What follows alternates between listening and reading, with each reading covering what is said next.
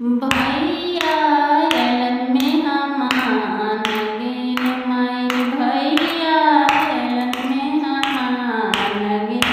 कौना बिंदी रखबो चकवा भैया के मान गे माई भैया एलन में हमान बनिया घर से